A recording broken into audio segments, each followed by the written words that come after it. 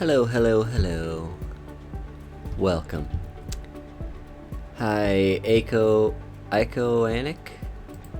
Hi there. Yes, indeed, we are playing some Magic the Gathering today.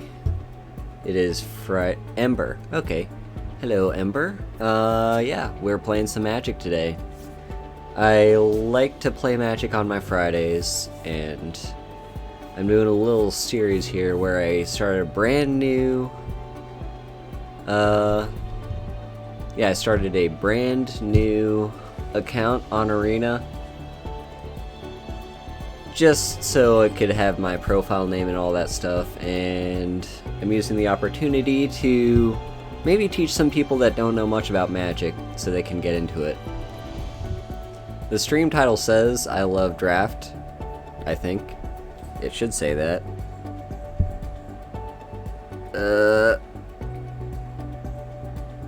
Draft is fun. Yeah, draft is fun. Last time we played quick draft call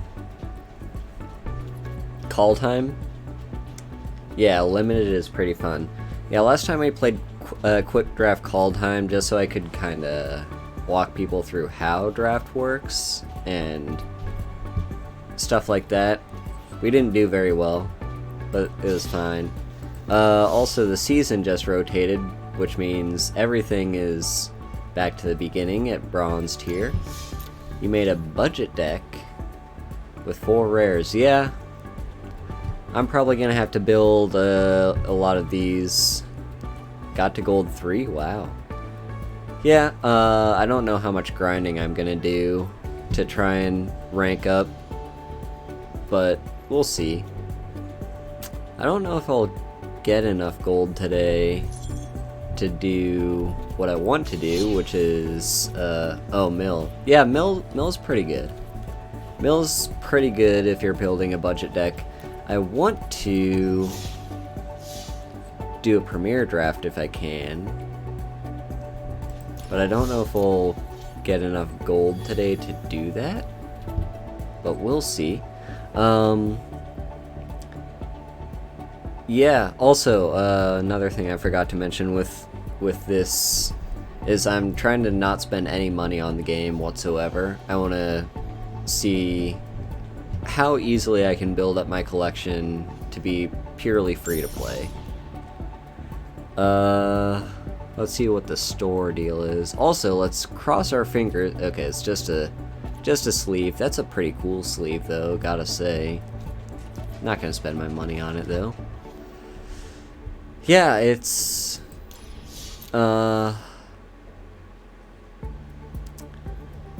let's just cross our fingers that that we don't run into server issues like we did last week. Also, I try to save up the booster packs I save while playing off stream so I can open them on stream, but I completely forgot, so I did open one booster pack. Well, let me see if I can't find that that card that I opened. It was red, and it was a mythic rare. Here it was Torolf. Yeah, I opened Torolf. So, with that said, let's open these packs. Kaldheim. Oh, Sigurd. Okay, so when I saw this card spoiled, I was all about it. Because, I mean, look at it. It's 3 mana. It's a creature. And it's just an O-ring effect. And it's got flash and first strike. Protection from gods is nice. Yeah, I was all about that card. And I have not seen it see any play.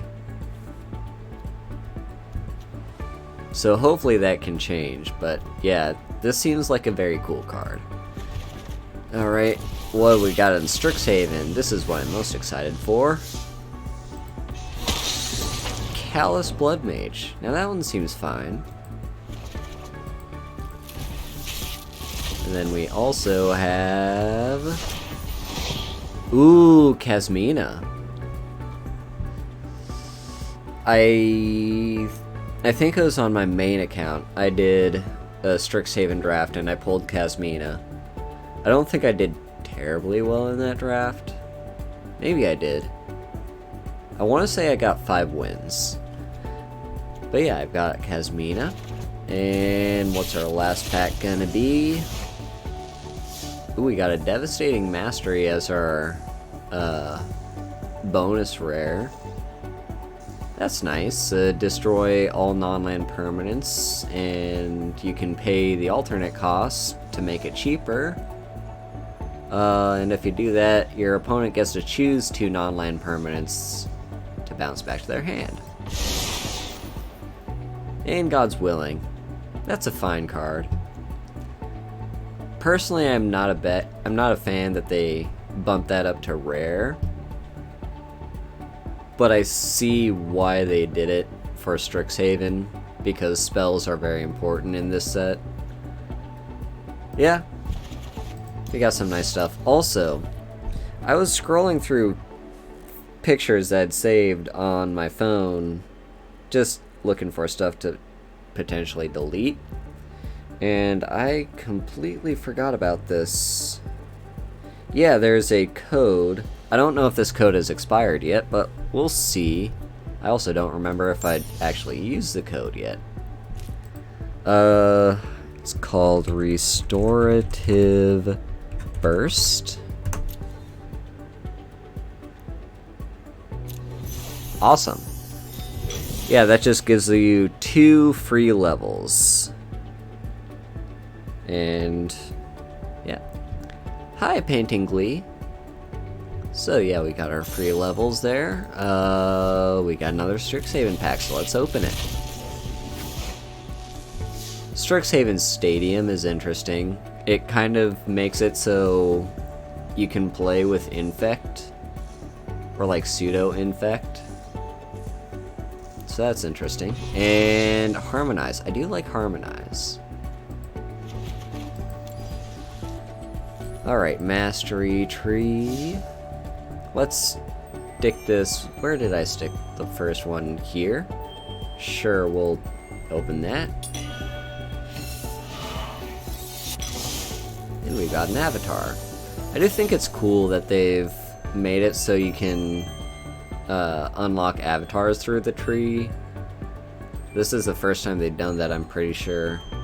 And they should have done it sooner. I like being able to unlock new avatars. Let's go and apply that. Yeah, let's play as Dina Soul Steeper. I do like that art. That's some nice art. Alright. So, let's just play a warm-up game here first. Oh, first off, what's this FNM at home thing? You can get some rares for playing. It's just basic standard. That doesn't seem too fun. I mean, it's fun, but not terribly so. Alright, yeah, where I last played, I think I'd unlocked the Line of Fire deck. And since then I've unlocked 2 Adventure and Mutation Station, which are some fun green, white, and blue, black decks. They're both pretty basic. Also, let's see what our daily quest is. Blue and red, and creature spells. Alright, so let's play this mutation deck. Mutate's kind of fun.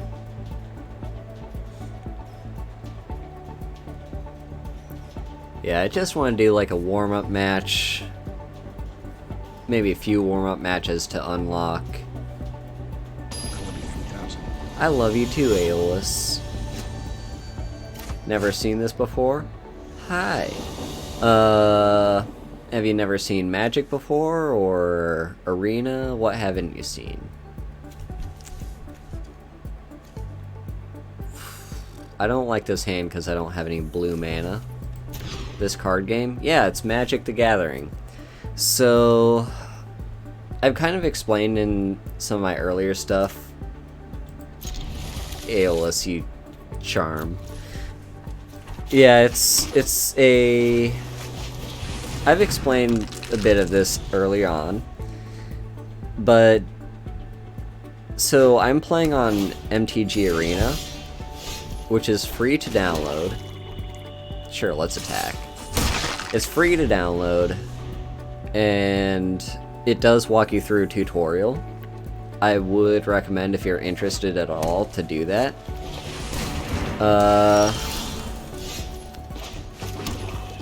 Hey, Andy. Yeah, I would recommend doing that. But basically, the way the game plays, it goes back and forth between you and your opponent. You both start at 20 life, and you have a deck. Yeah, I'm glad you stopped by. You have a deck that's composed of lands, which you're allowed to play you're allowed to play one land every turn, and non-lands, which are basically everything that isn't a land. And as the game goes on, you'll basically play one land every turn, and then try to play spells if you have the mana to do so. So now I have 4 lands, 1 blue, 3 black, and I have a few cards that I can play with that. I'm gonna cast this for its mutate cost.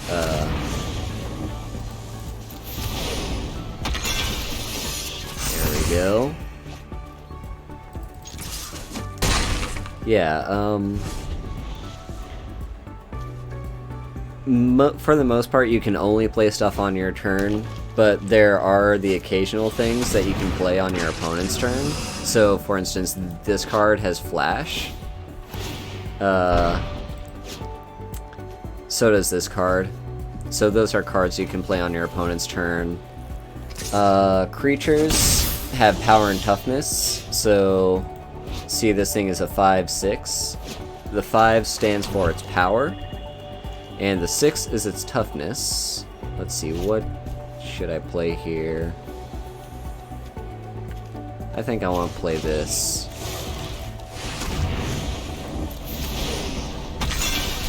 The power is how much damage the card can do, and the toughness is how much damage the card can take.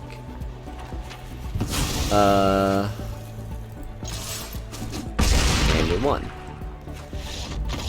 So, and creatures have various abilities. So flying are creatures that can't be blocked by creatures unless they have flying or reach. Yeah, here, let me go back to... Let me just look at this deck. So... Yeah, these are cards that only cost 1 mana, so they only require 1 land to be able to play. You tap things, which is basically you turn them sideways to represent that you've used them in some way. So you would turn a land sideways to show that you've used the mana that that land produces to cast a spell. At the start of your turn, you untap everything, unless something says otherwise. And yeah, let's look at a few basic abilities to keep in mind. Yeah, definitely look it up. It's a fun game. Lifelink means a creature would gain life. And yeah, it's... I think Arena is pretty beginner-friendly. I can't say that for sure because I started playing Arena after having played Magic for years of my life. But yeah, check it out, and I'd be happy to answer any questions anyone has. Right now I'm just trying to... 25 blue and black spells. Yeah, let's work our way towards that for now. So play a few more games with this Mutate deck. The Mutate deck is pretty fun.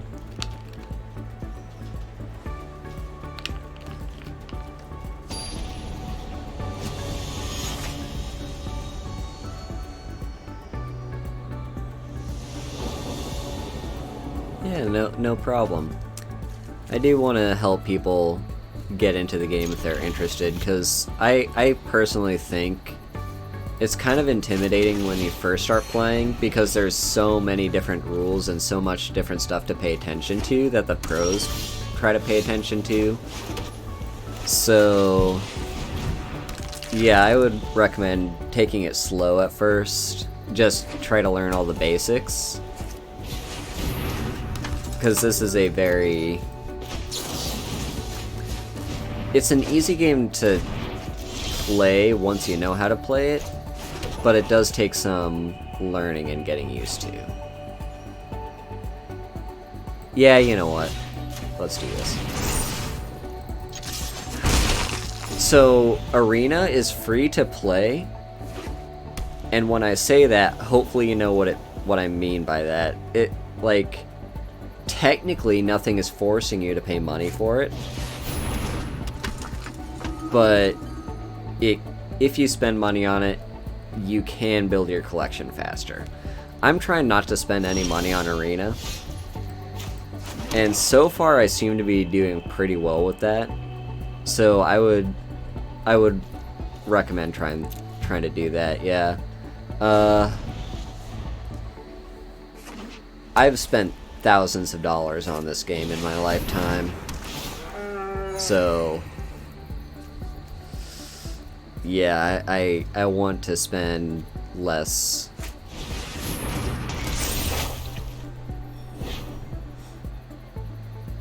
Yeah, for the most part, you just have to worry about creatures. These other cards are just sort of cards that help out during the course of the game. Alright, this is nice.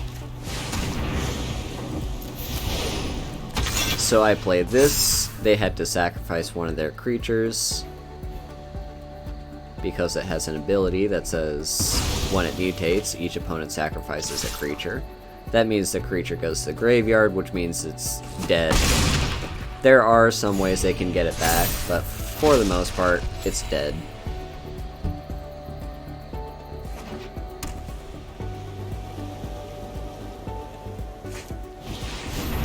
Pacifism. I do not like that. That means I can't attack or block with my creature. If you played any other online card games, like... Ooh, hang on one second. I need to read what this card does. When it attacks, exile target creature from my graveyard. Ooh, that's interesting. Yeah, if you've played Hearthstone or any other card games like that, there's like a rule. You've never done any card games. Ooh. Yeah, well, you might see that if so in those other card games, there's an instance where if a creature gets dealt damage, say this 6/8 gets dealt 2 damage, then this would have 6 life remaining. And yeah, you would, and that would be the case until you could, like, heal the creature or until it dies. In this game, they kind of regain their health at the end of the turn, so if my opponent wants to kill this thing without a card that just says destroy, they have to deal 8 damage to it in a single turn. Also, you cannot attack your opponent's creatures directly. They have to choose to block. So for the most part, you can only really attack your opponent. And my opponent is being really annoying by neutralizing my creatures so I can't attack with them. But I've gained a whole bunch of life, so I'm not in a terrible spot. I just have to hope to draw anything at this point. Any non-land card would be very helpful. Yeah, the Pokemon card game. I played that one briefly in high school. It was pretty fun. but I didn't really have... I only had like a handful of friends that I could play it with, and for the most part, I just wanted to get into Magic. No, I don't want to block that thing. Oh, this is nice.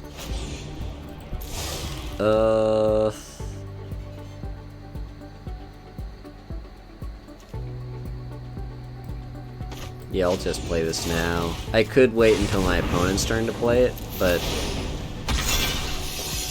I also want to attack.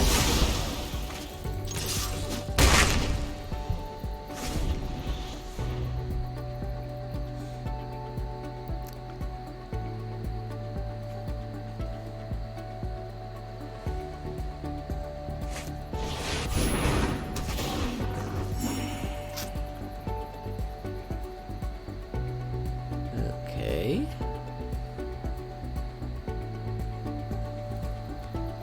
Also, let's... Yeah, you can't see it, but I have a tool over here off to the side that I can see, and it's called MTG Assistant. On Xbox Classic. Is it on Xbox Classic? I have not, if so. I didn't know that was a thing.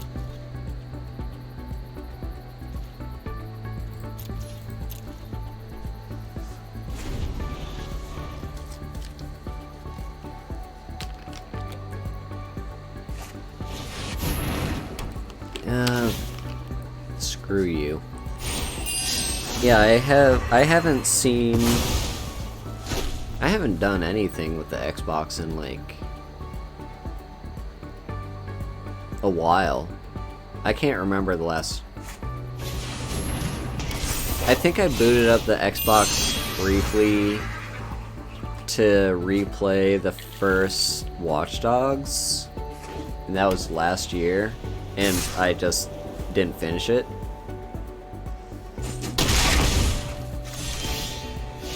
Although that does remind me, I do at some point want to... I am flooding out here. I may lose this game.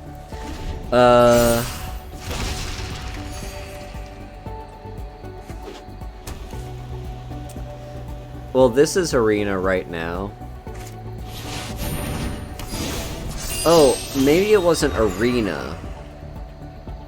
I do know there was a Magic game on the Xbox, but it wasn't Arena. So unless they added it to... unless they added it to... Yeah, I'm just dead here, aren't I? I mean, I can kill that. And then it's 3, 4, 5, 6, 7, 8, 9. I'll be at 2 life. Yeah, it wasn't Arena, but it was the early days of Arena. So when Wizards of the Coast was developing this game, they basically looked back at those other games and decided to build off of that. Okay, I think there's exactly... No, there's not even one card I could draw to help me. I'm pretty sure. Nope, I'm dead. Okay, I'll just concede. Yeah, my opponent says good game. Sometimes I'll say good game, sometimes not. I'm feeling a little salty that game because I just flooded out and just drew a land every single turn and didn't draw any spells whatsoever. Let's play another game. That does happen sometimes in Magic, is you will flood out and you will cry. There's nothing you can do about it. Yeah, flooding refers to drawing nothing but lands and no spells to play with those lands. This is a decent hand to keep. I have all my colors in terms of lands. And I can play something on turn 2. Alright, well... I think I still want to play this. I'll give it Lifelink. I could give it Death Touch, but I'm hoping to mutate this onto Boot Nipper. And once a creature has 4 power, Death Touch isn't as important. Wow, they're playing aggressively. This is fine, because I can kill that creature next turn.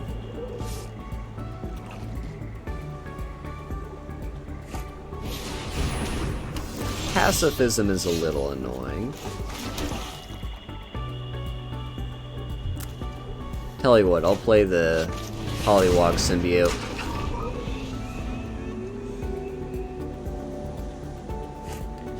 So that creature has something called First Strike, which means unless one of my creatures has First Strike, that's going to deal its damage before my creatures deal their damage. I play quite a few different games. For the most part, I play open world games and strategy games. So, yeah, that's fine. So I play... Let's do that. And you can go back to your hand. Yeah, so I play some open world games and strategy games for the most part.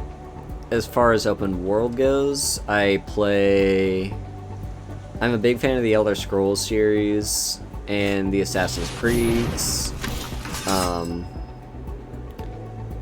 Currently on my channel, I'm playing Skyrim, Card Wars. I haven't heard of Card Wars. Yeah, currently I'm playing Skyrim, and... Am I playing anything else on my channel right now? We can discard that. Yeah, it's currently just a once-a-week series.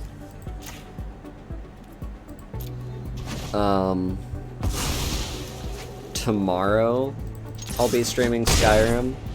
And tomorrow's like my 1-month anniversary of when I started streaming. So I'll be doing a special drunk stream of Skyrim where I drink mead. And yeah, let's see. I'm also playing in terms of strategy games. Currently, I'm doing a series on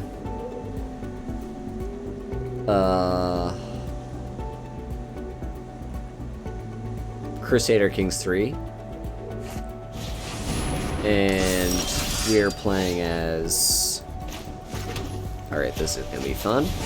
We are playing as Norway. Oh yeah, they just concede as soon as that happened. Yeah, we're playing as Norway. We recently formed the Kingdom of Norway. And... Cool. How are we doing on this? Alright, 10 more. I just want to play until we get that 10.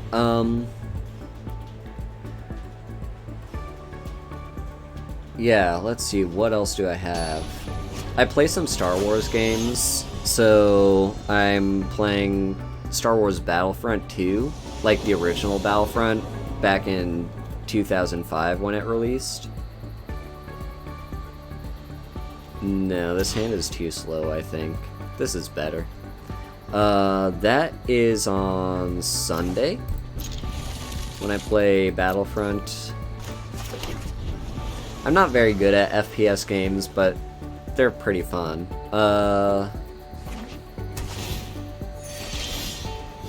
What else? Yeah, so... let me think. For Skyrim, I plan... So, there's another VTuber called Vivi, who's going to debut tomorrow. So usually I stream around 3 o'clock CST, Central American Time. But so I can catch her debut, I'm gonna be delaying my stream until she's done. I'm not sure how long her debut is gonna be. Usually debuts can be around 30 minutes to an hour long, and then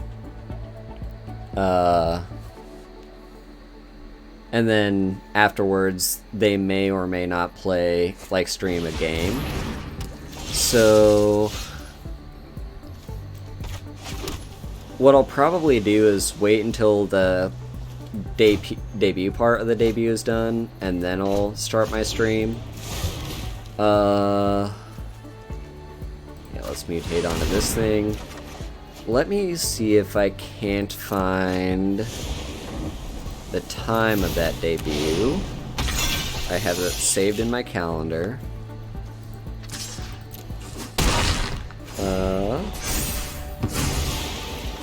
So her debut is at 4 o'clock Central Time. So I'm thinking at the very earliest. You're in Europe? Yeah, I'm thinking at the very earliest it would be... Yeah, Central Time is GMT -5, I think, if you use GMT at all. Yeah, we'll discard that. So... Yeah, GMT -5, we want to destroy this thing. That was a texture the game didn't load in, or an animation the game didn't load in. Yeah, so at the very earliest, I suspect her debut will be over at 5 o'clock, in which case I'll start my stream around 5. If you're at all interested, my Twitter should be on screen right now. You can go ahead and follow that, and I will tweet out updates of when I'm streaming. So I'll probably do that tomorrow, since, yeah, that's the thing about debuts, is you're never really... You already do? Oh, well, thank you. Yeah, the thing about debuts is you never really know when they're gonna be over. Mine was scheduled, like, I was planning mine to be an hour long, and it went on for, like, what, an hour and 45 minutes? So, yeah, you never know.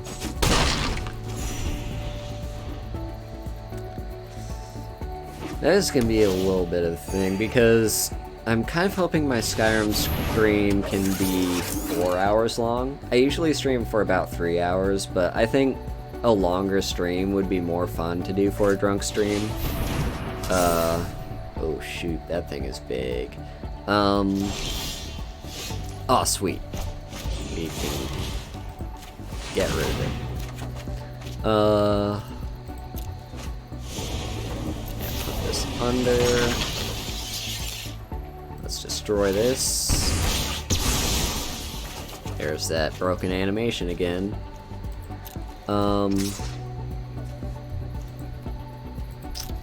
Sure, why not? I'll attack with this as well.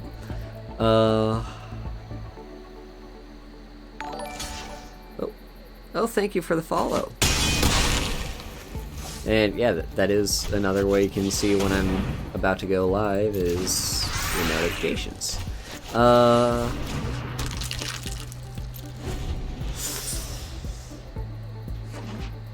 What was I talking about?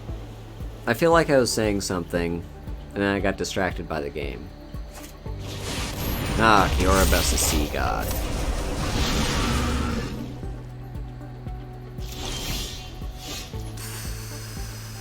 Okay, this is...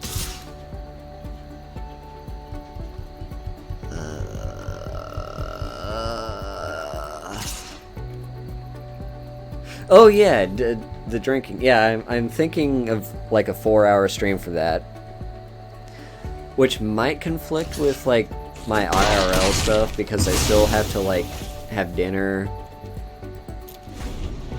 Which, if if the stream starts at 5 and it's 4 hours long, that means it would go about till 9.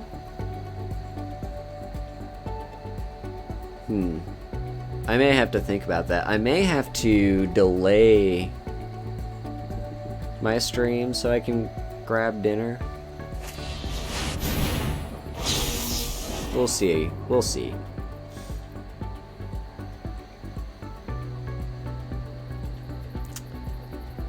Okay, I may be about to lose.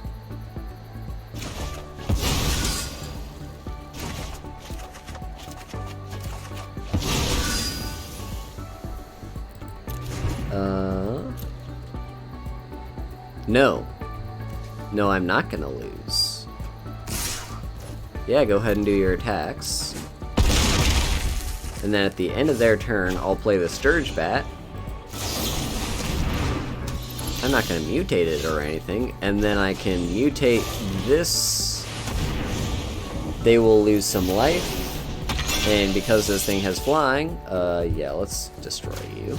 Because this thing has flying, they can't block it. And I'll deal 3 damage to them. There we go. That was nice. That felt good. Alright, I did level up. I just need to play one more for that mythic rare wild card. And I leveled up. I didn't get anything on that level up because I don't have the mastery pass. Okay, so we've got... Yeah, I don't see myself getting to 10,000 gold today. So we may not do... I guess we could quick draft. But I want to save my money. I want to save my gold.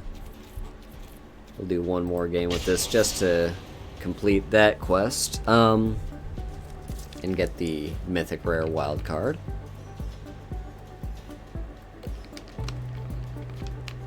Yeah, I want to do... I would really like to do a draft today. But if not, it's fine. What we could do instead is I could build a deck with what stuff I currently have in my collection. And maybe burn a few wild cards. I don't want to burn too many wild cards. So it'll just be a budget deck. This is a fine hand.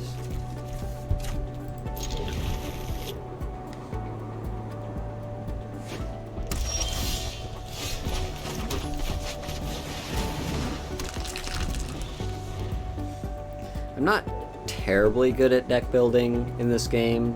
I usually just net deck, which is I look up what other decks people have built and I just play with those. Yeah, whatever. But we can see what we have. Thank you for the sound alert, Dead Pizza.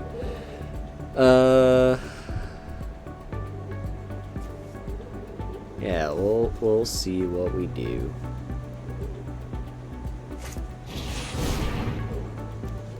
Well, fuck.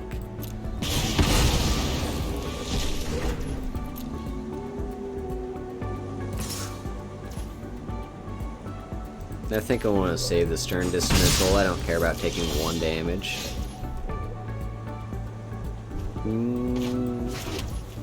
Let's just play the Tome Raider. Yeah, I love drawing cards. Yeah, maybe we can build a deck after this. What? So here's my color. Here's the color pie. We've got white, blue, black, red, and green. And each of those colors kind of follows a different philosophy in how they play. So, would anyone watching have a preference? Here, let's... I'm thinking just a 2-color deck for now. I do like 2-color decks, but I don't want to go overboard on like trying to build a 3-color deck or anything. Black or white? How about both? How do you feel about building black and white?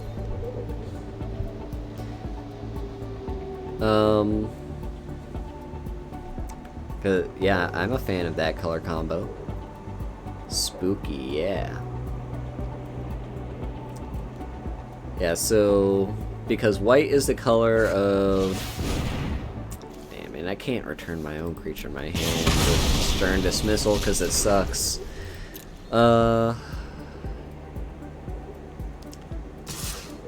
Yeah, because white's like the color of Law and Order.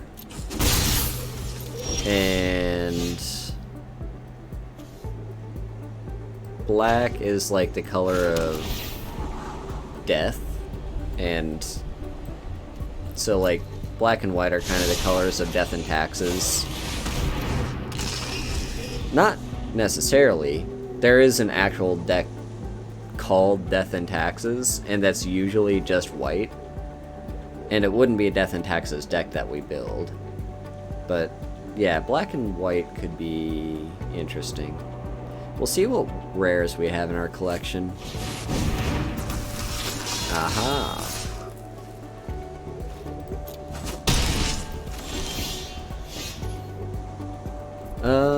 Have to go to sleep late here in the north. Yeah. Thanks for stopping by and hope I can catch you in the future. To answer your question, Dead Pizza, I personally enjoy the Elder Scrolls card game. You're talking Elder Scrolls Legends. I personally enjoy it. It does have its issues. Like, for instance, they kind of stopped developing for that game, which kind of sucks because in like the last set before they stopped development, it was a like they really unbalanced the game with that set release. It's called the invade mechanic, and it causes... It's basically you have a whole bunch of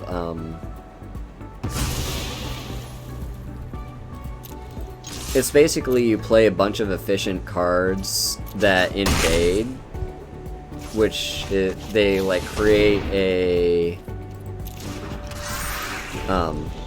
they create an Oblivion Gate, and then they play cards to protect that Oblivion Gate, and the Oblivion Gate makes their Daedra more powerful, and it's just not fun. Not fun for me, anyway.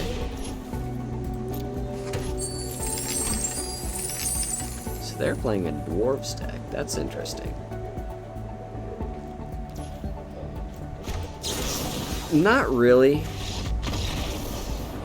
I don't think it... Some decks are related to race. So Pilfer decks are... That's a mechanic that's very much based on the Khajiit.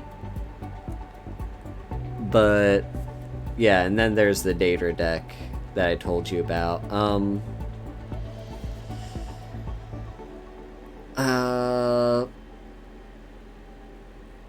Yeah, I guess some of them are race related, but for the most part, they just kind of follow. They're built around various mechanics. So anyway, yeah, let's go ahead and get into deck building. Let's build our own deck. Now, I would very much love to build a deck for historic format, but I don't think we've got the cards for that or the collection for that. So let's just work with standard here. And let's... Here, I want to move so I can see the collection better. And let's go ahead and just go white, black. Let's just look at what we have collected so far, and I want to look at the rares and mythics. So this is what we have to work with. Luminous Broodmoth is pretty good. I would like to focus on cards that I have at least 2 copies of. So Leonin War Leader would be one of those.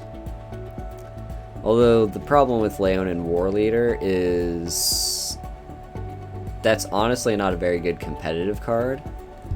It's just good in like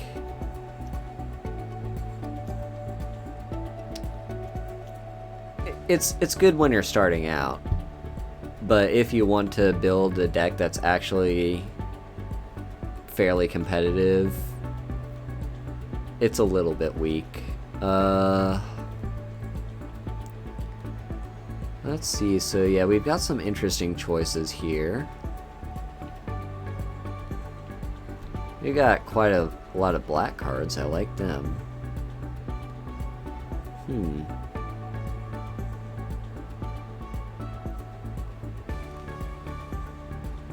Okay, and then...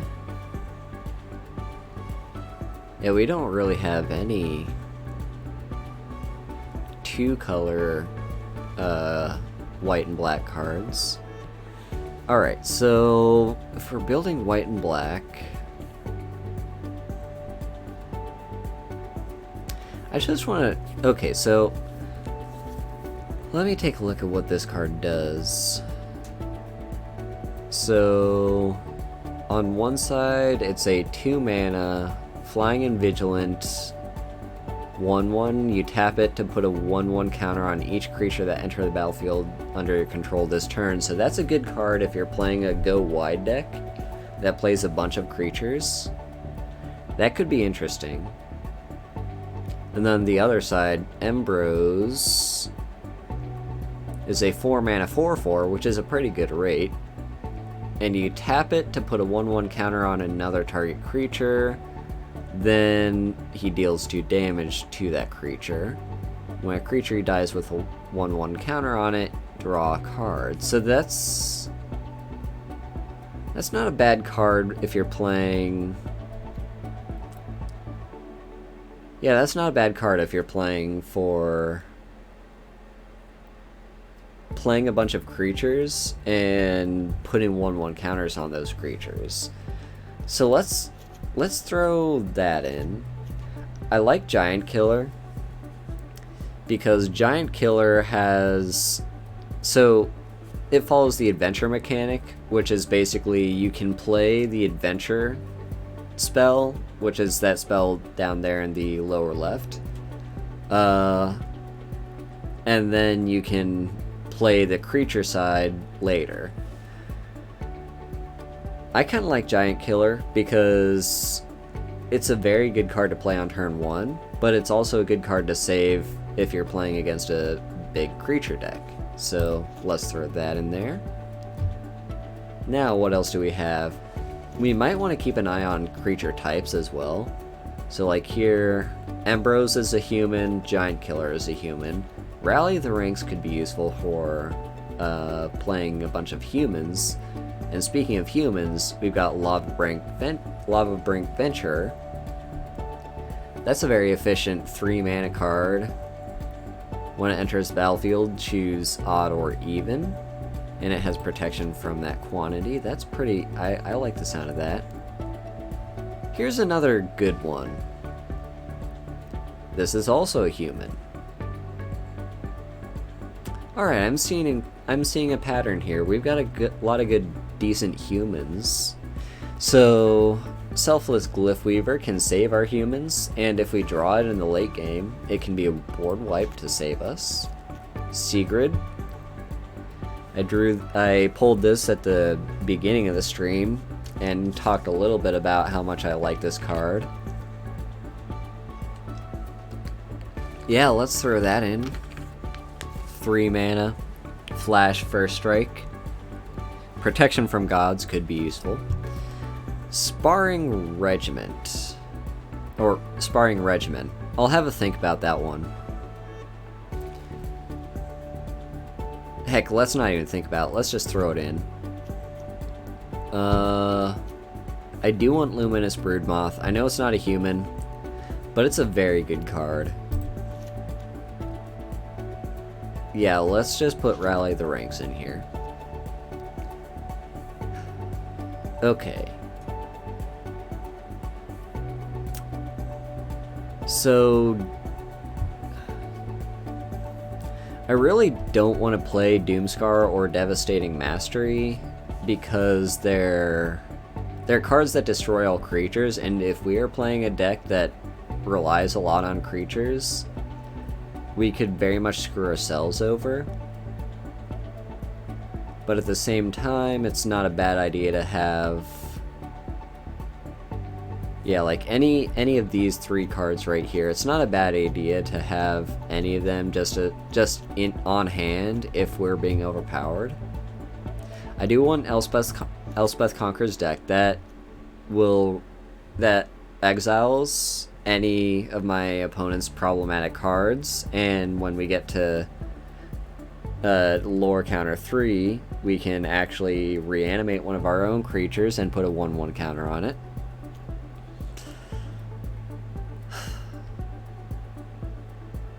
Let's maybe put in Devastating Mastery.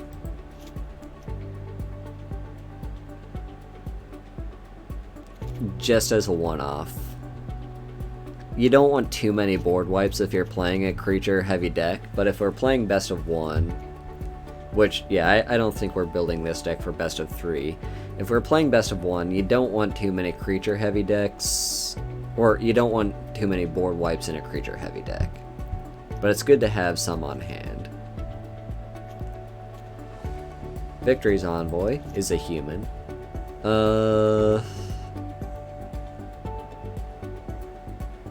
I don't think we want Realm Cloak Giant. It's fun because it's a mythic, but yeah. Okay, now Piper of the Swarm is interesting.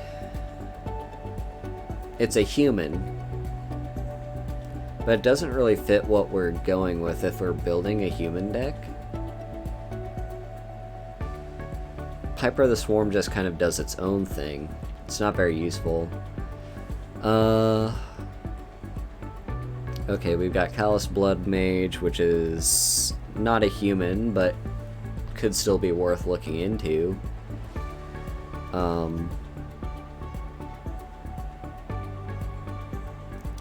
Okay, I do like Liliana's Standard Bearer, because in case my opponent's playing any board wipes, that could be a great way for us to recover after a board wipe.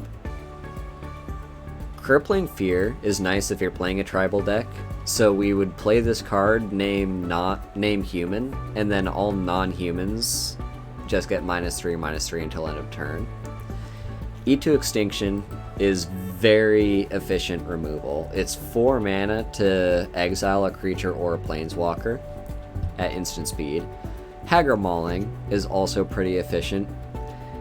Usually I just play the land side of it, but it's good to have as a backup. I don't think we need too much else here. I think that's pretty good as far as the rares and mythics. So now let's take out rares and mythics. Yeah, we really just want the white and black. Let's search human. So this is going to show us all cards in our collection that are standard legal, that either are human or benefit humans. So here's a fun human. This thing has double strike.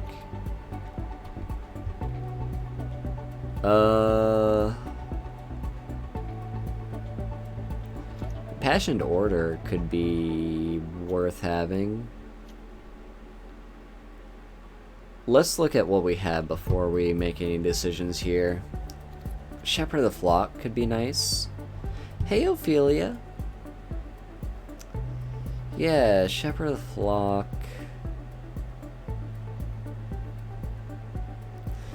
Let's look more for cards that benefit our humans first.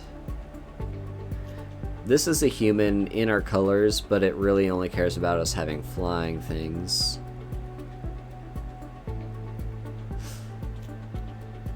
Yes, it is the Ophelia Spectre. Spiteful Squad. I like it. I like Spiteful Squad. It's 4 mana for a Death Touch Human. That puts 1/1 counters on things.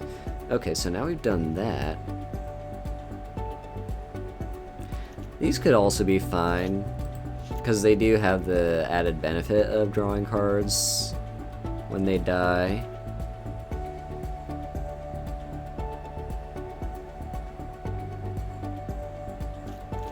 Okay, what else do we have? Yeah, let's throw an Impassioned Order.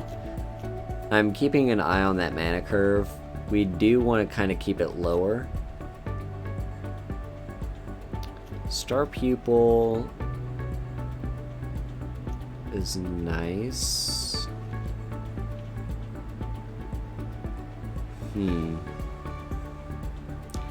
How many humans do we have in this deck? Or how many creatures total? We've got 15 creatures.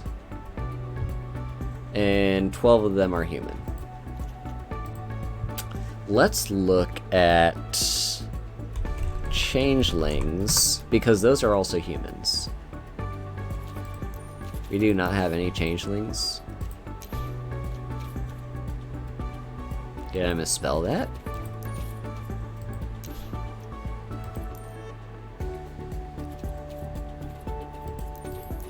Let's just take that off. That can't be right. Oh, I didn't misspell it. I just don't have any, and none of them are really in our colors. So, alright. Let's go back to white and black. Now what? Let's see what we've got in terms of 1/1 counters. It hates me for saying that. Let's just say counter. This is gonna give us a whole list of things, but I want to look. Okay, this is interesting. It's 1 mana to exile something. Okay, I'll think about that. Actually, no. Let's put it in.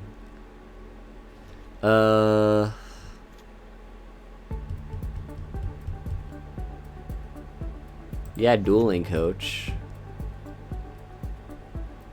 What else do we have? Heartless Act is pretty good, and we do want some more removal.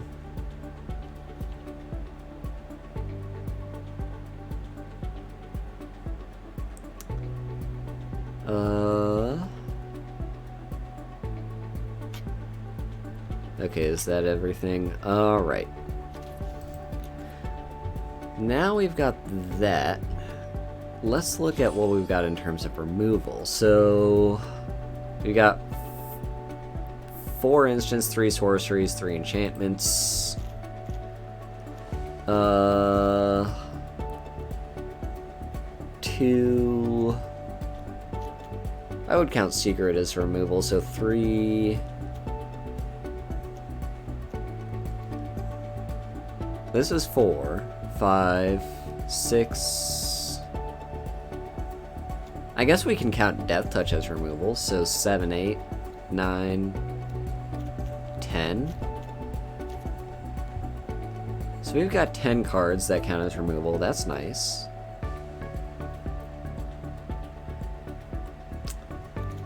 Maybe... What about discard? Do we have any good cards to make my opponent discard stuff? Not really. We don't have too many good... Ooh! Glad I caught this one. Yeah, we want Augusta. We're not going to play Plarg at all, but Augusta can be helpful. Okay.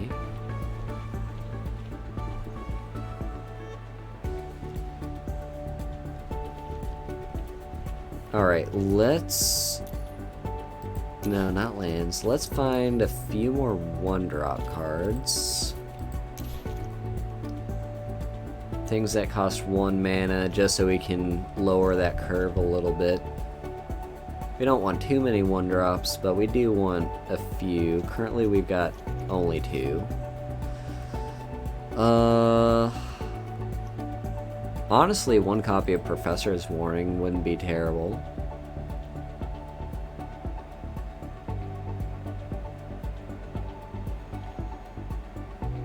Wow, we really do not have a whole lot, do we?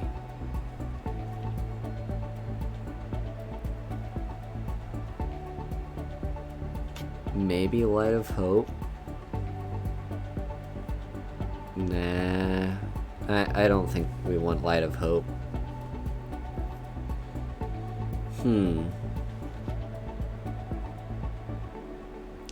We've got... Yeah, we have 8 more cards to fill out this deck.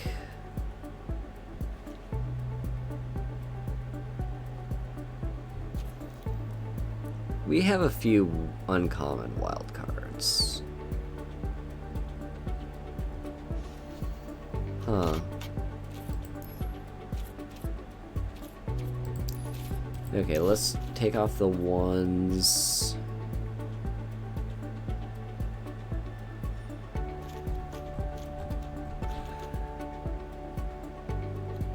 Tell you what, let's add in one more board wipe. Ooh, Expel is nice. Where did I see Expel? Yeah, there's Expel. Banishing Light. Oh, how could I forget Banishing Light? Huh.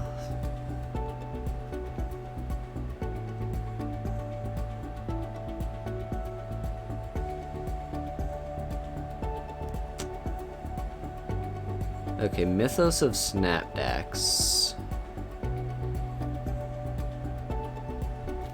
Alright, let's...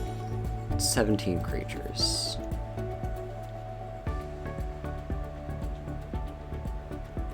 Mythos of Snapdax can be nice because it can basically save at least one of our own things into a board wipe. And then we can even out the board, but we're not really playing red at all, so we wouldn't be able to get the benefit of making our opponent, or making our opponent's choice for them. So let's put in Doomscar. Doomscar and Devastating Mastery are both basically just going to be there as potential emergency cards. They're in case we're playing against a deck we really can't deal with. Okay, what else? Banishing Lights. Yeah, let's put in 4 of them. Okay, now we've got 3 cards left to choose from. Look at our bell curve there. We've got a bunch of 3 mana cards. That's not terrible.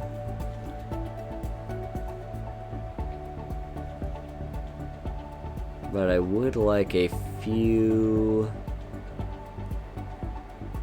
more low-end cards.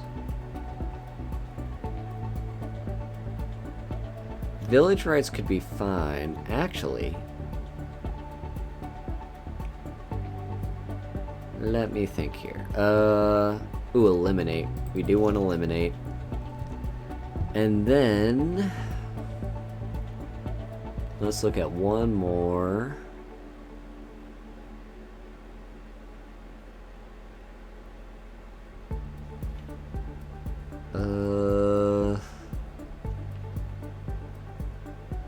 There's one specific card I'm thinking of. I can't remember what it's called. And I might not have it in my collection.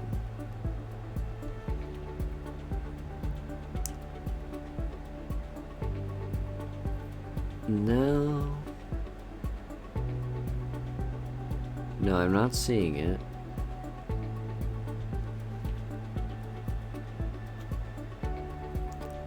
Okay, let's just look at my not collected. Yeah, there's gonna be a lot of... Okay, let's just turn off white for now. I'm only interested in black.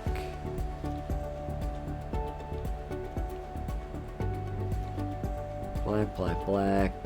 Agonizing Remorse. I wish I could think of what the card is called.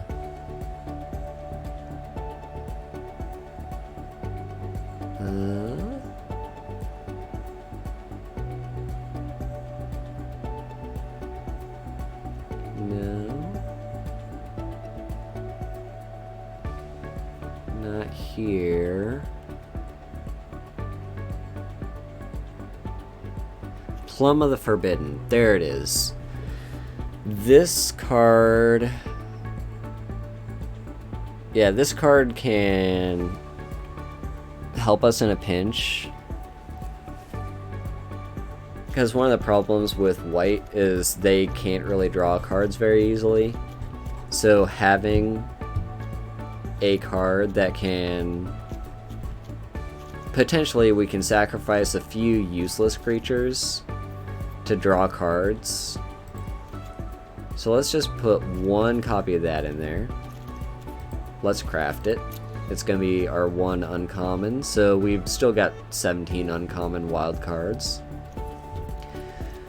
What I'm also going to do is we have in this deck Sparring Regimen, which has an ability called Learn, which just says when it enters the battlefield, I can reveal a lesson card I own from outside the game and put it in my hand, or discard a card to draw a card.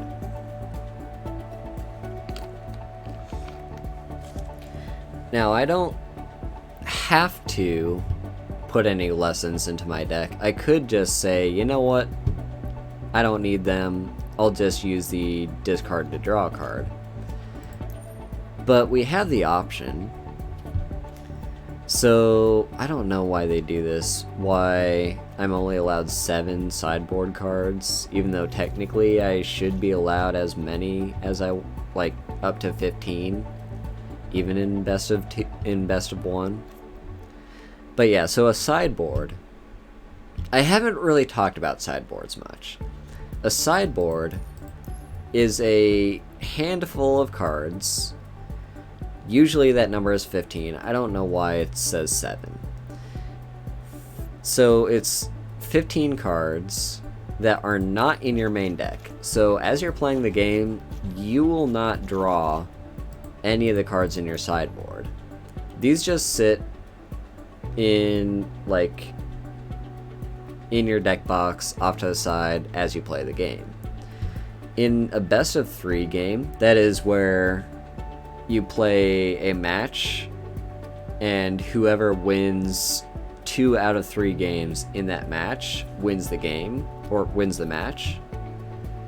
After the first game, in a best of 3 match, you then have the option to sideboard, which is you can pick any of these cards here in the sideboard that would be good in that current match, and you can take out any of the cards here that aren't good in the current match. A lot of people use this to protect their deck from potential problematic cards, or to answer your opponents that are playing particularly problematic playstyles that you can't really deal with. So it sort of helps balance out the game. But there are a few cards, like Sparring Regimen, that give you access to your sideboard during the game. So you see there, it says on Learn, you may reveal a lesson card you own from outside the game. In tabletop terms, that technically could just refer to any card in your collection. But in legal terms, in terms of playing Magic competitively, and even just playing with your friends, usually if they're stingy about it,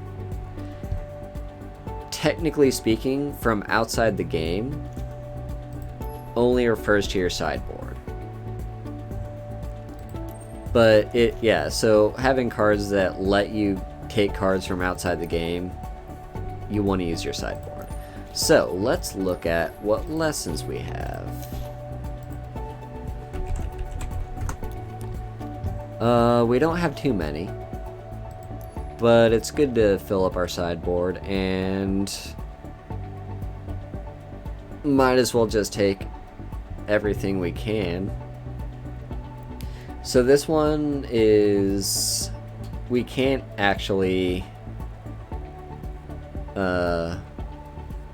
so it has this hybrid mana cost that says 1 plus black green, black green. I've explained hybrid mana before, but basically that just means you have to use either black or green to fulfill that cost. We aren't playing green, but because we're playing black, we can use pest summoning. Same goes for spirit summoning. And then we have environmental sciences. That could help us for mana fixing if we need to draw a land that we don't have. Expanded anatomy, I mean, there could be a situation where that would be useful, but I really don't see myself searching my sideboard for expanded anatomy. Introduction to Prophecy could help us if we're looking for something that isn't a land. And Introduction to Annihilation is just straight up 5 mana, exile one of your opponent's things. So this is our deck.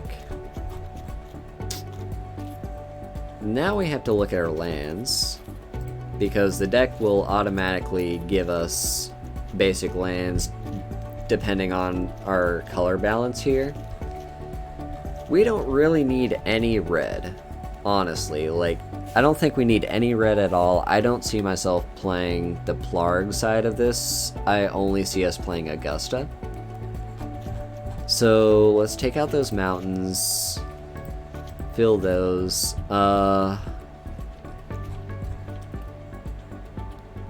What I want are these, yeah. Scoured Barrens. Just lands that tap for more than one color. Scoured Barrens is a little bit harder on the mana base because it enters the battlefield tapped, whereas basic lands don't. But this one will help us with color fixing. And is that really all we have? It seems like that's all we have.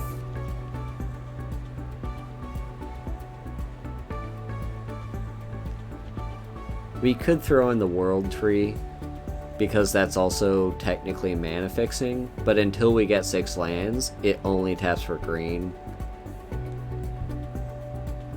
Which isn't the worst thing.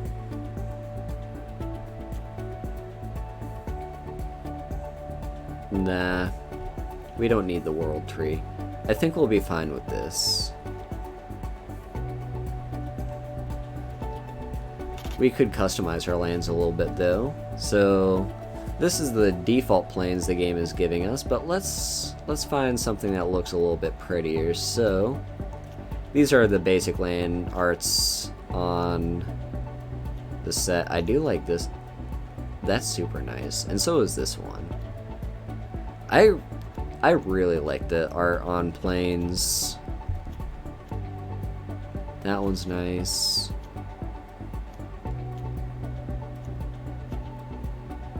That's pretty.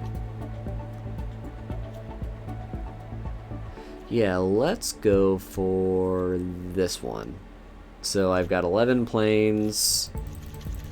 I will just throw in my 11, take out those 11. And then for swamps, what have we got?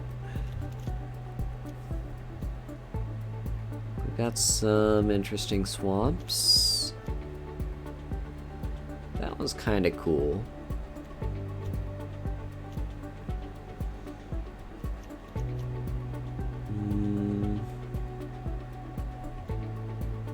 Ooh, I really like that one. That was cool. Yeah, let's go for this one. So 9.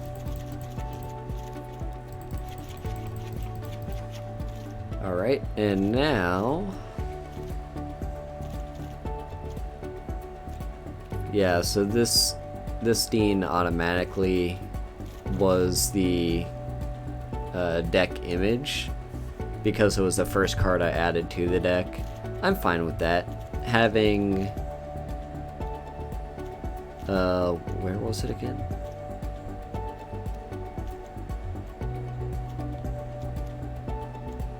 Where? What? Oh, he costs 2 mana.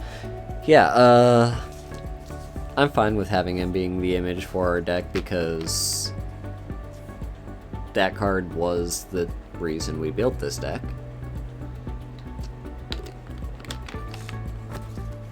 And then let's add a card sleeve. Why not add a card sleeve that matches the color of our deck? There we go.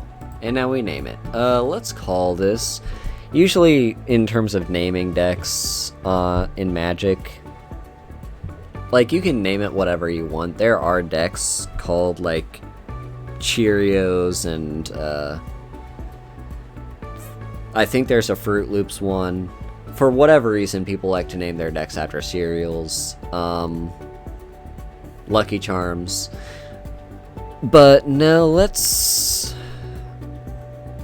My usual naming scheme is pretty boring. I just call it the colors that it is, and something to describe the deck. Black, white humans. There's... So... People abbreviate the colors in the game. B is black, not blue. Even though blue starts with the letter B, even though blue starts with the letter B, the abbreviation for blue is U. So that's how you can differentiate between black and blue, is black is B, blue is U.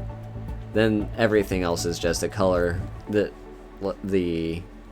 letter that the color starts with. So we have W for white, R for red, and G for green. You could also name this deck Orzhov. Let me type that out for you. Orzhov, this is a guild that refers to the color combination white and black. You could also name this one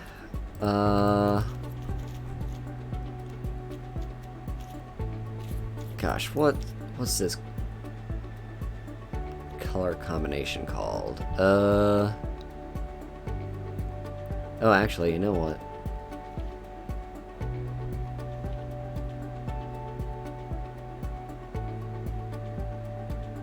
Okay, I forgot this card existed, and I forgot we had it in our collections. Let's take out... Yeah, let's take out Devastating Mastery and put in Rise of the Exodus.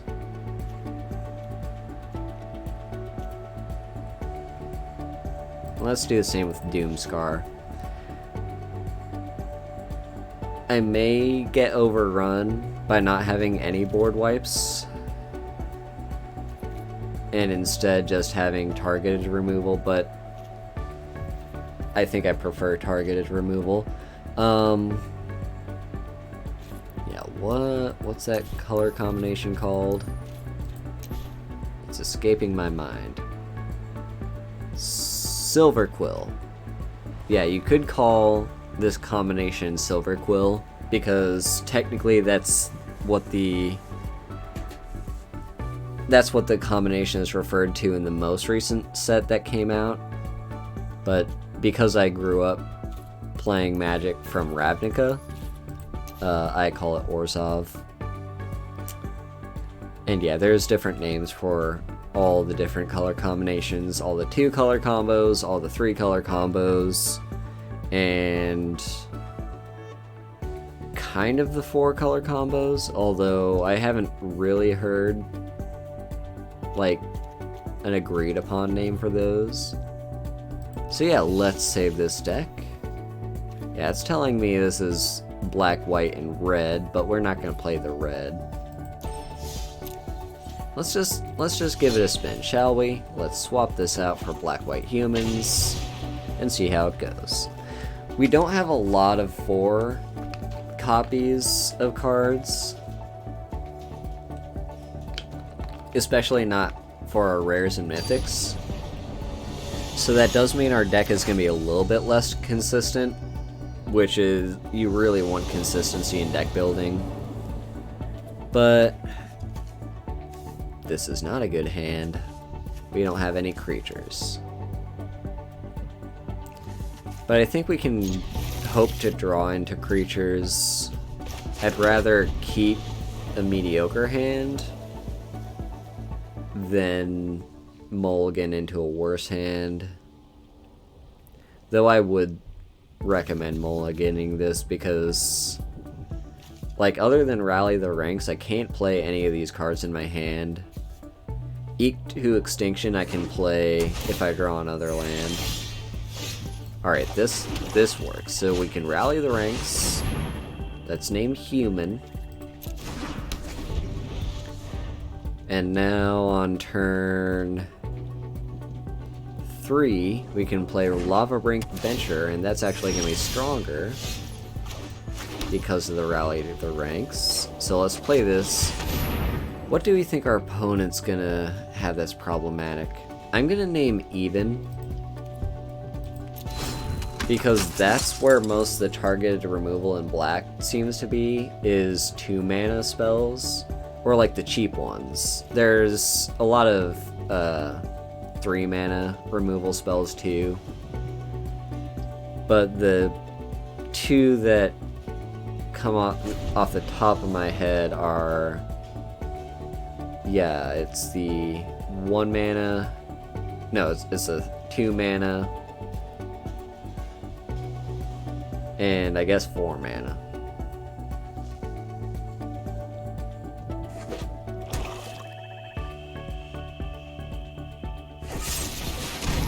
Alright, well they did have a 3-mana spell. That's a little bit of a shame, but what can you do? Now if they play any creatures, we can... What are they doing?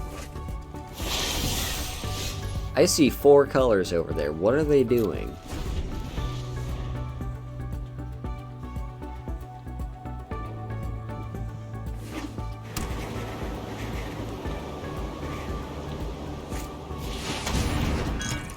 They're just a jank deck. I mean, that's fine because I'm playing a jank deck, but still. Yeah, they basically did the same thing I did, which is they just threw together a deck with whatever cards they had in their collection. Which is perfectly valid when you're first starting out the game. Alright, Skull Raid. Let's drop Rise the Exodus and Crippling Fear.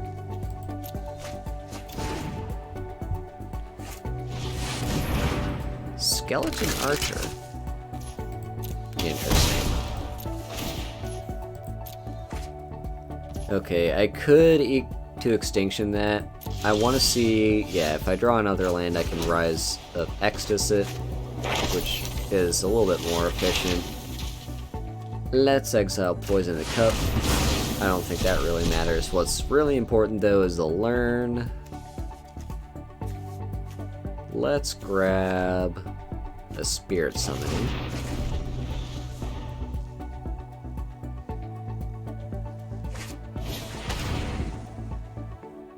Yeah, they're playing a control deck, which is basically they're playing a bunch of spells that keep them alive, and not so much spells that push their aggressive advantage. So they're basically, yeah, trying to make me discard cards, trying to kill anything that I play. And they also have this card to draw more cards and gain themselves some life. Okay, well I can Spirit Summoning, and I have Professor's Warning to protect that if I need to.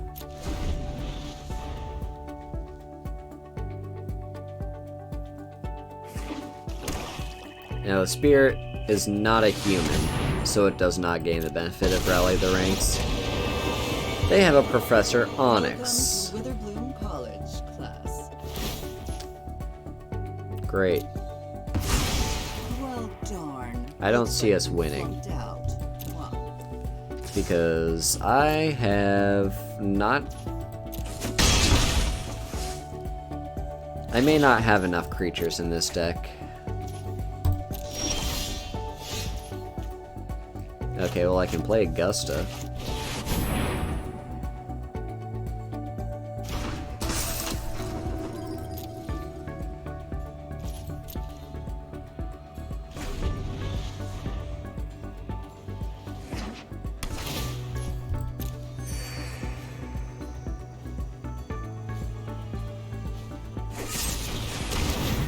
Okay, let's make my creature...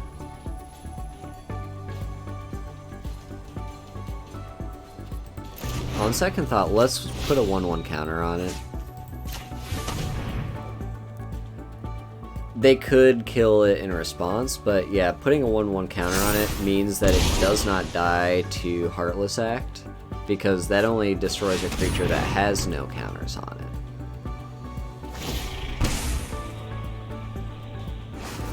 Yeah, Professor Onyx. Let's go digging. Oh boy.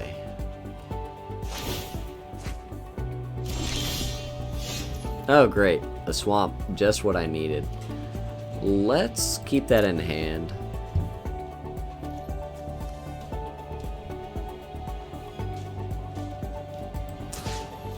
Yeah, let's attack Professor Onyx. They'll probably defend with their Sanitarium Skeleton,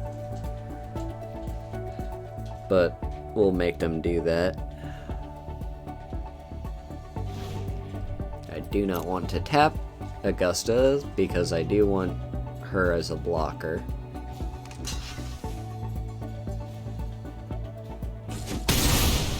As I suspected, they blocked because they want to protect their Planeswalker.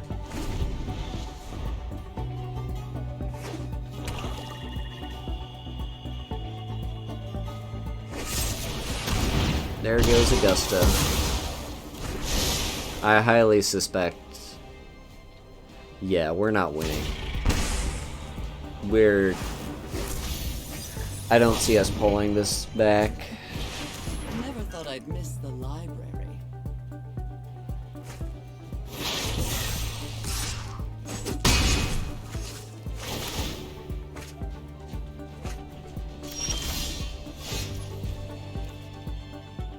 I mean, we got a dueling coach. Yay.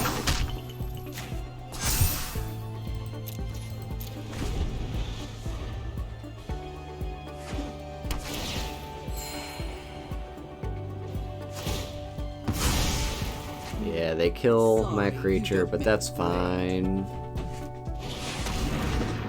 And a Demon of Loathing, great.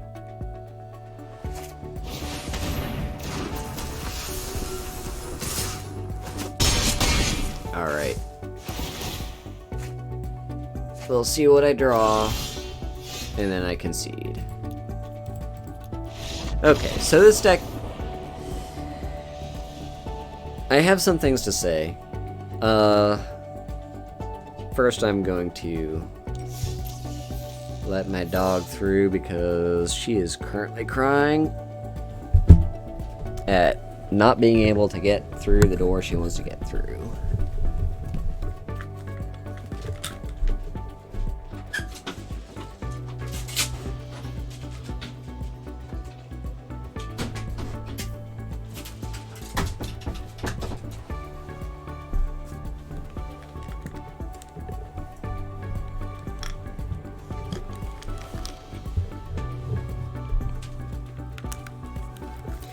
Okay, so things I have to say about that game we just played. First of all, you don't really want to judge a deck after the first time you played it, because you could have just been really unlucky. But I did learn something while playing with this deck, and that is, yeah, I do not have very much card draw at all, and I don't think I have enough creatures. I only have 17 creatures for a deck that claims to be creature based. So let's see what we can do about that. First of all,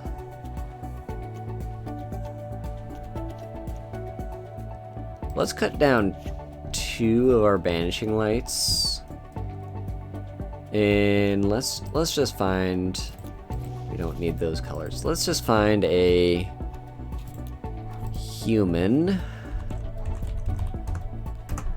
Any human will do, although preferably, you know what, the double strike one is fine.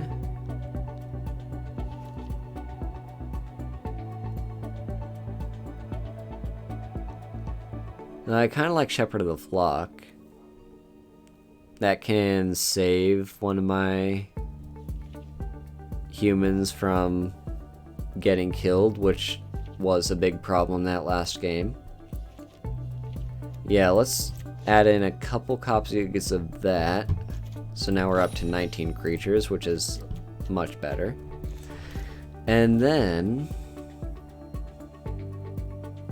Rise of the Exodus is fine, but it's too expensive.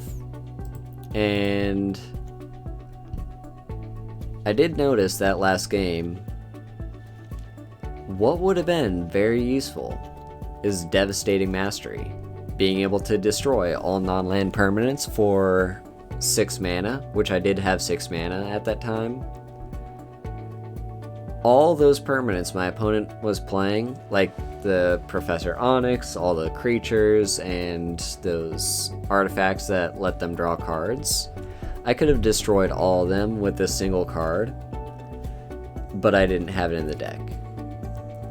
I'm just having the one, so the chances of me drawing it in a single game are not very high, but that will hopefully save my skin one day. And yeah, let's go back into this. We still have fewer than 20 creatures, which is not great. Alright, this is fine though. We can play this turn 1, this turn 2, and then on turn 3, one of these, probably the Lava Rank Adventurer. They have a Lovestruck Beast, which is a 3 mana 5/5. I just have to say, 3 mana 5/5 is pretty... yeah. Let's play the Plains actually, so we can eliminate that 3 mana 5/5 that I'm assuming they'll play this turn. Oh no, they don't. That's interesting.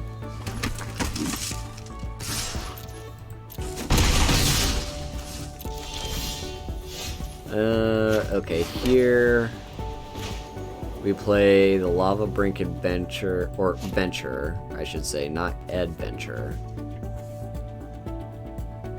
Let's give this protection from... yeah, let's give it protection from evens. Just because they have a whole bunch of evens. There is an odd mana cost card that they could play.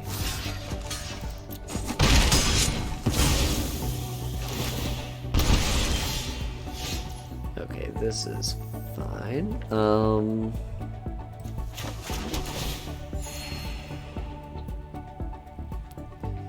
I want to Banishing Light one of these. Alright, no attacks.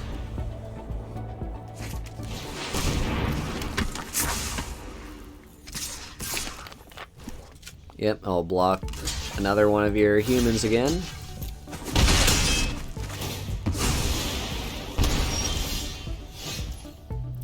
Bastion of Remembrance is being a pain in my butt. Giant Killer. Okay, huh.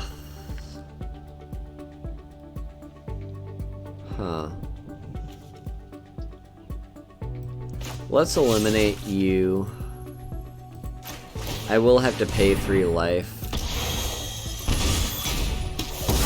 But it's gonna cause us a lot more pain. We're getting low on our life total. We only have 9 left now.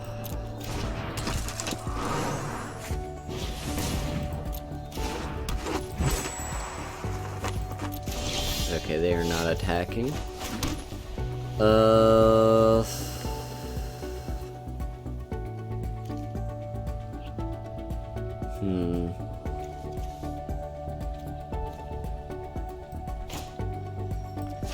Let's Sparring Regimen.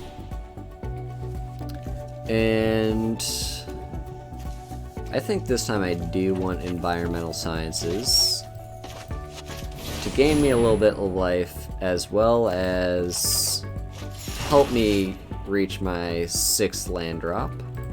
Not gonna attack, we need to be defensive here. They play their Lovestruck Beast.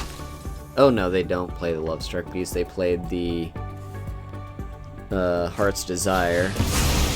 Plumb the Forbidden. Is this gonna kill me? I think it's gonna kill me. I'll just say good game here.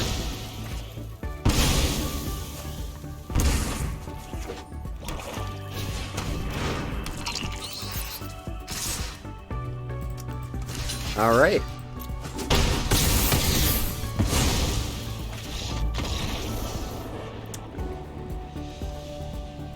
That was interesting. And I kind of really want to build the deck that they just played. That seemed very cool. So what they did... Yeah, it's standard. What they did is black and green.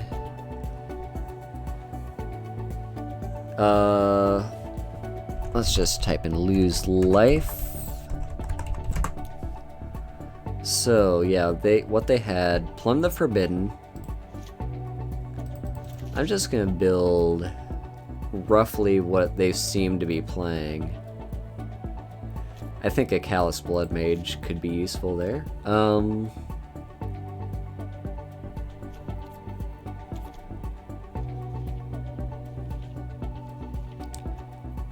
No, not that. This... Although... This could be useful. Maybe just like 2.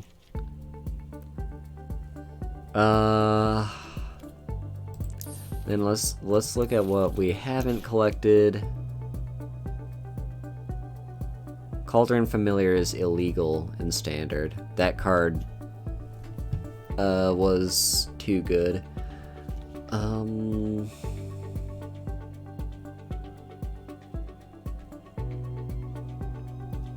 Yeah, let's see. Bastion of Remembrance.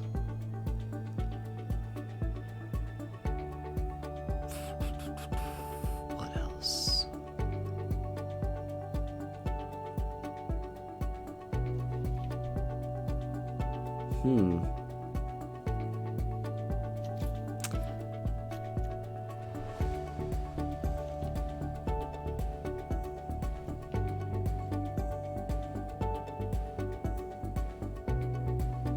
Let's see. Okay, and yeah, now we've got these. Witherbloom Command could be interesting. And I do have some rare wild cards. Let's just do like 1 copy of that. I'm not gonna craft any of these. I'm gonna just have this as a deck list and look back on it later. Okay, so that's a bunch of lose life cards. Now what we want are token producers. So, because they had a bunch of like, yeah, cards that just made tokens.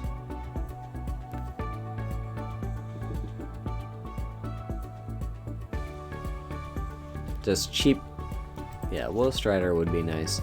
Yeah, just some cheap cards that did not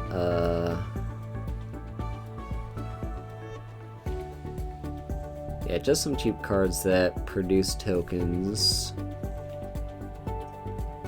Yeah, Lovestruck Beast.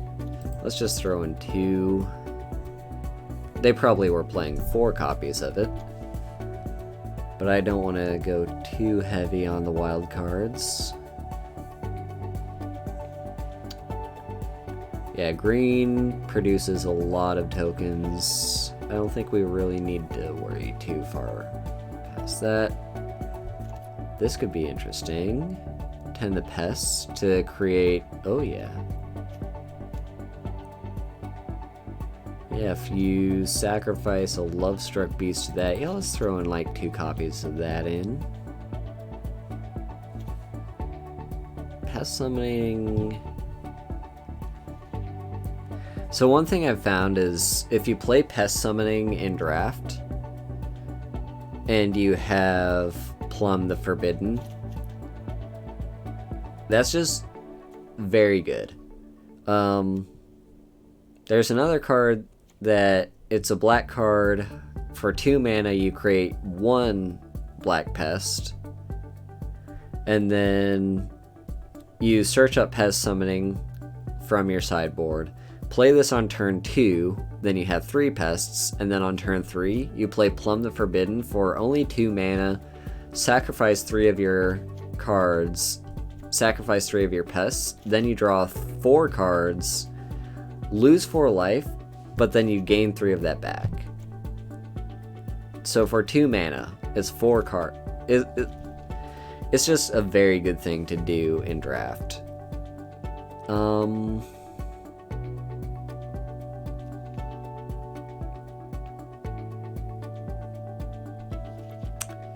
Yeah.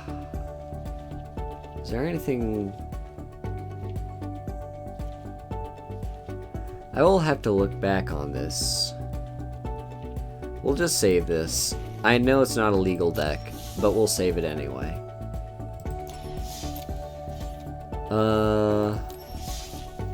Yeah, there it is. New deck. Well, we will remember that exists and explore it later. For now, let's just go back to trying out our current deck. Hopefully we can get a single win. That's my goal. If we can get 1 win with this deck, I can promise you all that I'm not bad at playing Magic. It could just be this isn't a very good deck.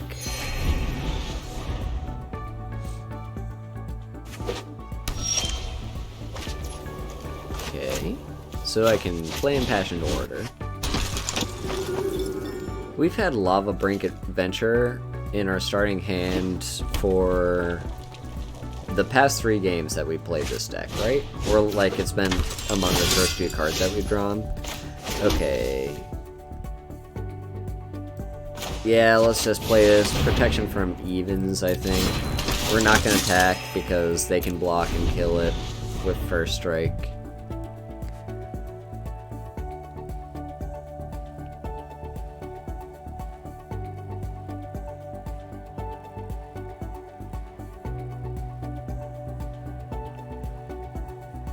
I just keep naming Evens because in both red and black, I think the most commonly played removal cards are the ones that have even mana cost. They're thinking about this Lava Brink venture. I don't like what they're thinking. Can you just please stop thinking, opponent? Don't do that. Don't touch it. Maybe they're trying to learn what protection does. Yeah. Okay.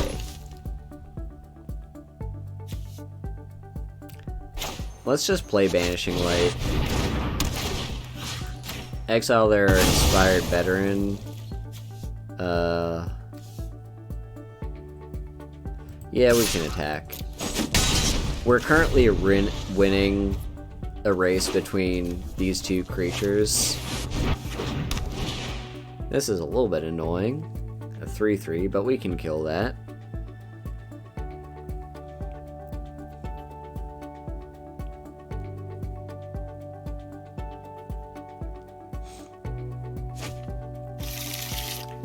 Embercleave.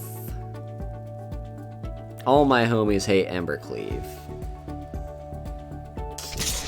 Yeah, I hate Embercleave.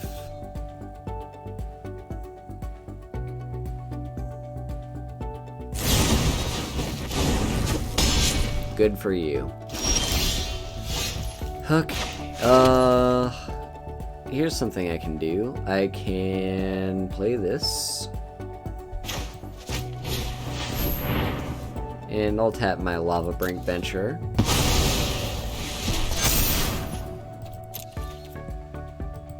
No reason to attack, and we will hold up this Heartless Act. Hopefully, what's gonna happen, they'll attack, try to play Embercleave, and when they do, I can kill it. Hopefully that's what happens.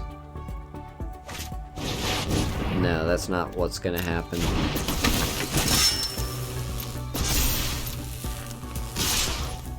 Okay, this is a 3/3. I guess I'll kill the one that's currently dealing me the most damage. Okay, I did not draw land. I was hoping I could exile that. That has an odd converted mana cost. I guess these days people are saying mana value. I don't know why they changed that. Like, it used to be converted mana cost is basically what you refer to how expensive this card is. So this costs 2 mana, so its converted mana cost is 2. Then they changed it to, I think, just mana cost. Which, like, okay, fine. And now they're calling it mana value. Which I don't... Like, people understood converted mana cost. Yeah, I'm not gonna attack. Because they could just play Embercleave, and... Yeah, I don't know why they call it mana value now. It's still... converted mana cost to me.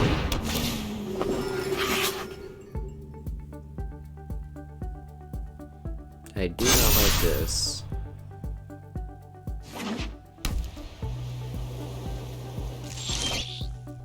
Okay. This I can work with. Let's exile you. And I don't have to exile an instant or sorcery, so I'll submit 0. And let's take Introduction to Annihilation. Let's not attack.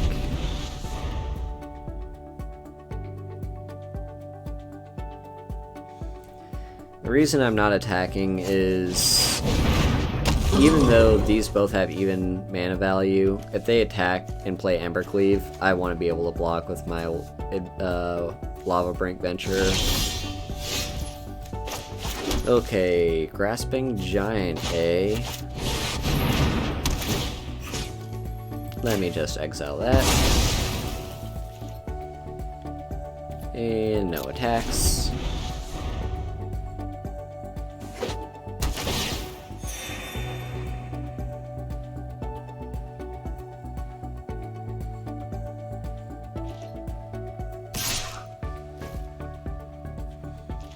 Okay, even. Just double check. What did I choose? Yeah, even mana value. So we block. This is still going to trample. Oh, or not. What? I'm incredibly confused about that. But I'll take it. Let's exile Ember Cleave.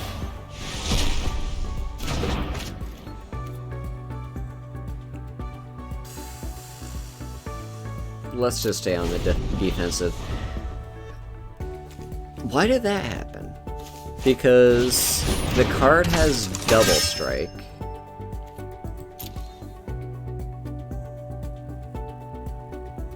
The card had double strike. It was big enough to kill Lava Brink Venture, even though it has protection. And then, in theory, it should have trampled over and hit me for 4 while my Venture killed it. So I don't know why that happened. Okay, let's attack now. We'll have to finish them off eventually. Most of their cards cannot block this because it has protection.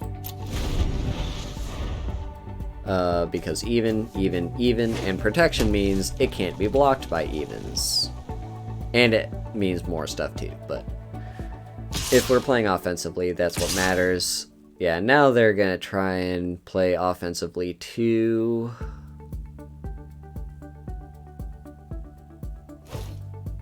Okay, yeah, I'll kill that.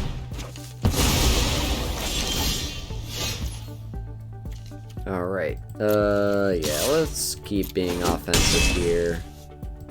And playing another Impassioned Order.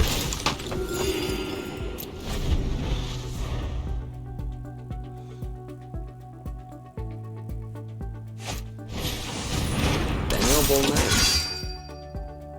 That is a card that can block my Lava Brink Venture. Good for you. They're still being offensive. Yeah, I think I want to kill this.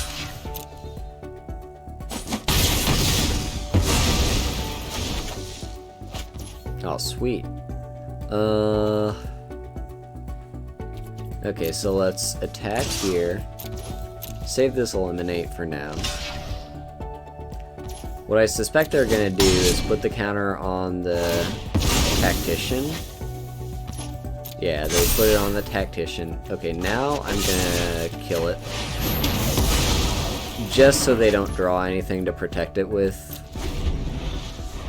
I'm saving the Swamp in my hand so that they don't know that I don't have anything to play. It's kind of bluffing.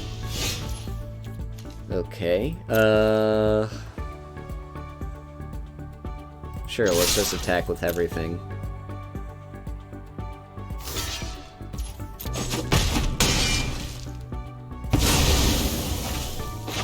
Now I'll play the Standard Bearer, draw 1 card, that's fine. Devastating Mastery, this time is not good for me because I'm currently the one winning on board. And there you have it, good game. Awesome. We finally got a win with this deck. So they were playing a Knights deck because in one of the recent sets, white and red have a good Knights combination. Knights are pretty fun. Alright, let's see what we got in this booster pack. We got another wild card, which is nice, and Verdant Mastery. Oh yeah, I know this card. Okay, so, yeah, I don't want to end the stream just yet.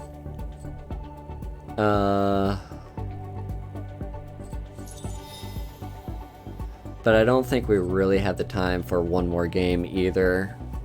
I did mention on Twitter I want to have the stream be a little bit shorter because Kit is going to do a special, they call it like an introduction stream, kind of like a pseudo debut, I guess. But I want to catch that and go support them. You all should too. And so whenever they start that up, I want to go ahead and raid them. But until that happens, we could just chat. Yeah, they're not streaming yet. Yeah, let's just chat a little bit. So I can't remember if I've been leaving my schedule open enough for next Friday to play this again. If I have, then yeah, Magic Arena will be continuing on Friday. I know I've got a lot of collabs coming up, and yeah, I can't remember if I sacrificed the Friday slot for any of them. Let's see what else. Yes, I've mentioned tomorrow is gonna be like the 1 month of streaming anniversary for me, so I'm going to celebrate that, and 800 followers on Twitter with a me drinking drunk stream where I play Skyrim, and I still haven't exactly decided what time that's gonna be. I think it might be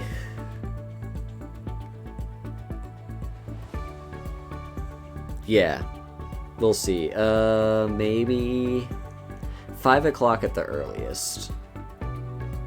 5 o'clock at the earliest, though I may have to grab dinner before then. And then, yeah, so look forward to that. And let's see, is there anything else on the schedule? Tomorrow, no, not tomorrow, Sunday is gonna be Battlefront 2 again. And someone should absolutely wring my neck and make me go ahead and set up those controls for the controller, because I don't like playing that game on PC.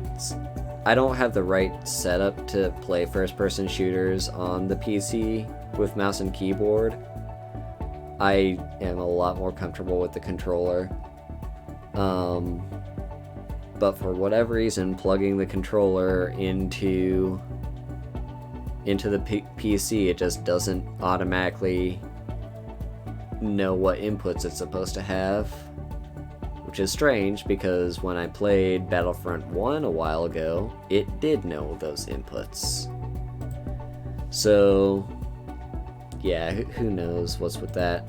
Looks like Kit is streaming now, so let's go ahead and start that raid.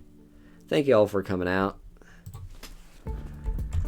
It was a lot of fun.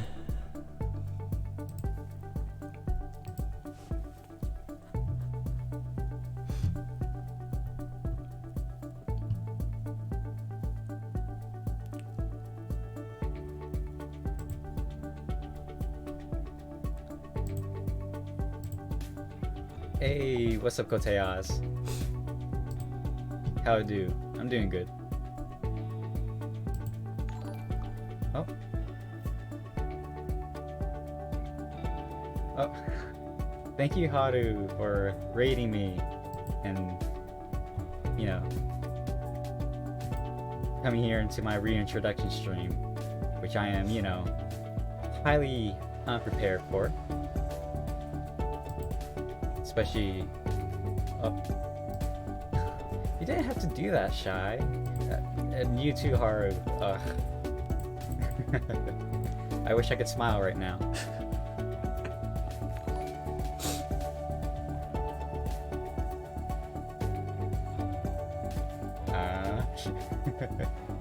guys like the emotes? I even have some channel points. I have some redemption things you can use.